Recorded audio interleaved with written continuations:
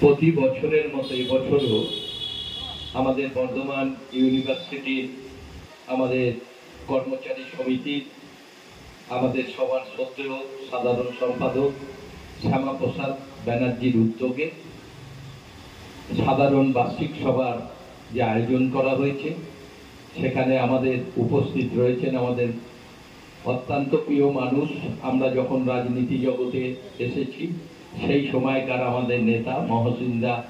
ভালো লাগে যখন আমরা এখনো মহসিন দাকে দেখতে পাই যে আমাদের বিভিন্ন সংগঠনের সঙ্গে তিনি এখনো ইউনিভার্সিটি থেকে চলে গেলেও তিনি যে কর্মচারী সংগঠনের বিভিন্ন কর্মসূচিতে অংশগ্রহণ করেন এবং আমাদের ডাক্তার ইন্তেকাম আলম কাউন্সিলর নিমাইদা রয়েছেন, আমাদের সর্বোপরি আমার দাদারা, বৌদিরা, বোনেরা, দিদিরা, ভাইরা রয়েছেন, সবাইকে আমি আমার শুভেচ্ছা এবং ভালোবাসা জানাই। বর্ধমান ইউনিভার্সিটিতে আপনারা জানেন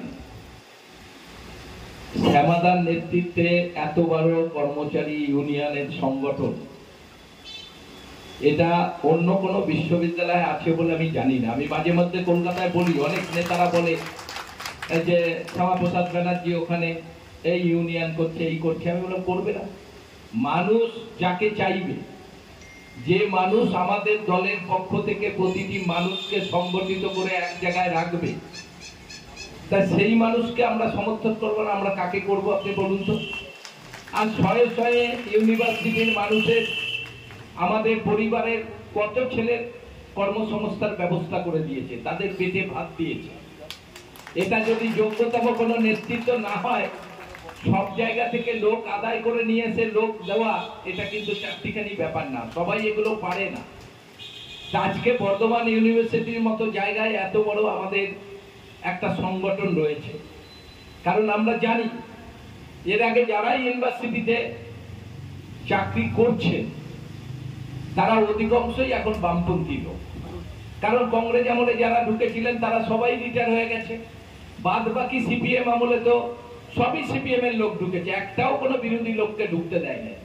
কারণ আমরা তো জানি যে একটা ইন্টারভিউর জন্য তখন ফর্ম ফিল আপ করেছে, সেই ইউনিভার্সিটিতে চাকরি করছিল। আমরা বললাম এই বাবা এই 50 বছর বয়স হয়ে গেছে, সেও ইউনিভার্সিটিতে চাকরি করছে। এরকম সারা জায়গায় একই অবস্থা ছিল, কেউ ওদের মুখের উপর কথা বলতে পারতো না। আর কোন বিরোধী লোক ওদের আমলে কোথায় চাকরি পেয়েছে বলে আমাদের মনে হয় না। তাই এখনো দেখবেন, যেহেতু 2 নম্বরই সার্টিফিকেট দিয়ে বিভিন্ন জায়গায় স্কুল থেকে বয়স কমিয়ে নিয়ে এসে বিভিন্ন স্কুল থেকে পাস করে নাই, তার সার্টিফিকেট নিয়ে এসে 2 নম্বরই করে সব করেছে।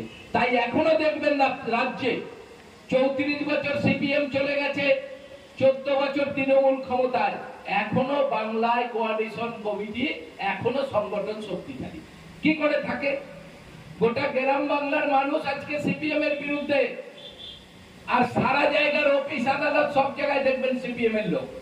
কারণ ওরা বেছে বেছে সেই সিপিএম এর ঘরের লোকগুলোকেই চাকরি দিয়েছিল। তারা জানে সিপিএম আমাদের চাকরি দিয়েছে, সিপিএমটা আমাদের করতে হবে, সিপিএম শেষ হয়ে গেলেও আমাদের দলটা করতে হবে। এটা ওরা করছে, আর আমাদের লোকরা করে না। আমরা যাদের চাকরি দিই, পেটের ভাত দিই, পার্টির একটা কর্মসূচি প্রোগ্রাম হলে তাকে খুঁজে পাওয়া যায় না।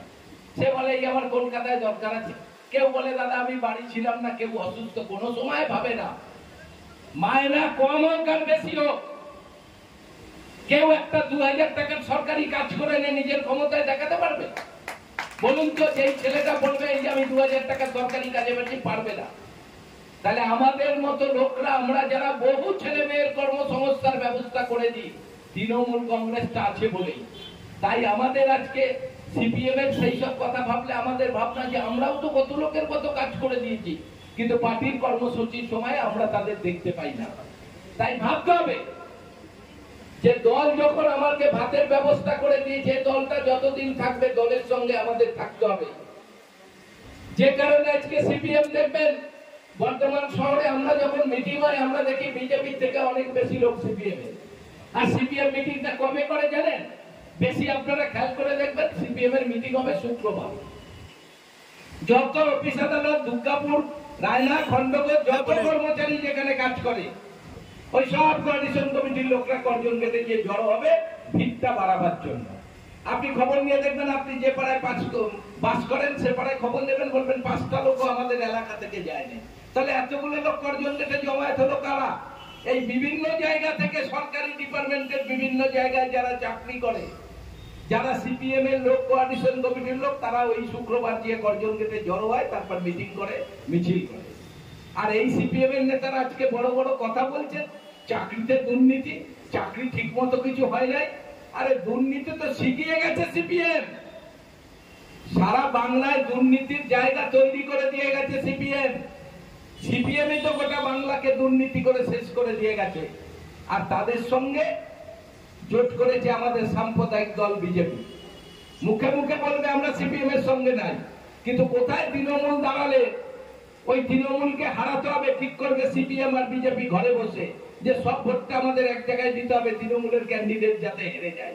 আর এই সিপিএম এর বড় বড় কথা, আমরা সাম্প্রদায়িকতার বিরুদ্ধে লড়ি, আমরা বিজেপিকে পছন্দ করি না।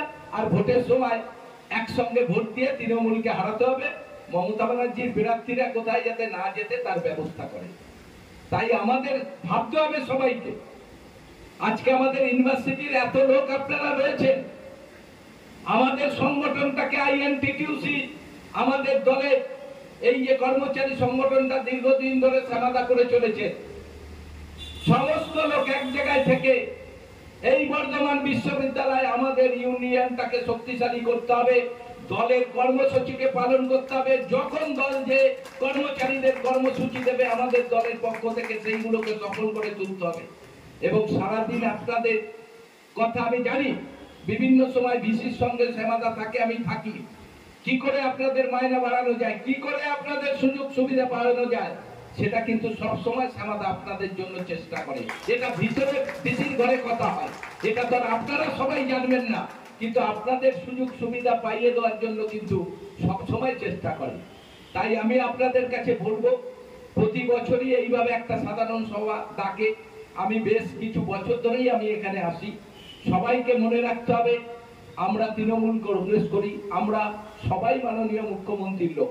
তাই যারা আমরা একসঙ্গে দলটা করি, সবাইকে সংগঠিত করে এই সাম্প্রদায়িক বিজেপি এবং সন্ত্রাসকারী অত্যাচারিত এই সিপিএম এর বিরুদ্ধে জোটবদ্ধ হয়ে তৃণমূলকে একসঙ্গে লড়তে হবে। বর্ধমান বিশ্ববিদ্যালয় আমাদের শ্যামাপ্রসাদ ব্যানার্জির নেতৃত্বে আমাদের ইউনিয়ন আর যত শক্তিশালী সবাইকে করে এখানে আমাদের এই ইউনিয়নটাকে শক্তিশালী করে রাখতে হবে। এটা আপনাদের সবার দায়িত্ব, সবাই মিলে এই চেষ্টা আপনাদের করতে হবে। সবাইকে ধন্যবাদ।